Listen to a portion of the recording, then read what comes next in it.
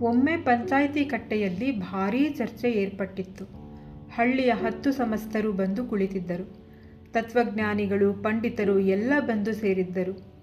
ಜಗತ್ತು ಕೊನೆಗೊಳ್ಳೋದು ಯಾವಾಗ ಅನ್ನೋದು ಅವರ ಚರ್ಚೆಯ ವಿಷಯವಾಗಿತ್ತು. ಸಂಜೆ ಮುಗಿದರೂ ಅವರ ಚರ್ಚೆ ಮುಗಿಯುವ ಲಕ್ಷಣ ಕಾಣಲಿಲ್ಲ.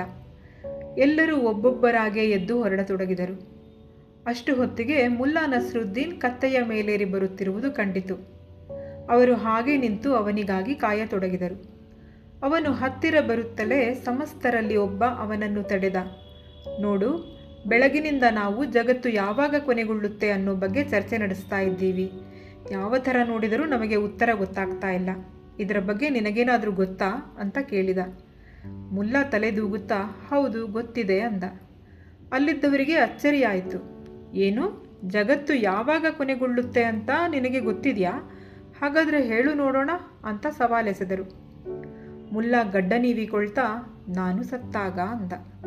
ನೀನು ಸತ್ತರೆ ಜಗತ್ತು ಕೊನೆಗೊಳ್ಳುತ್ತಾ? ಹೇಗೆ? ಪ್ರಶ್ನೆ ತೂರಿ ಬಂತು. ನಾನು ಸತ್ತಾಗ ನನ್ನ ಜಗತ್ತು ಕೊನೆಗೊಳ್ಳುತ್ತೆ, ನಿಮ್ಮದು ಗೊತ್ತಿಲ್ಲ ಅಂದ ನಸ್ರುದ್ದೀನ್ ತನ್ನ ಕತ್ತೆ ಏರಿ ತನ್ನ ಪ್ರಯಾಣ ಮುಂದುವರೆಸಿದ.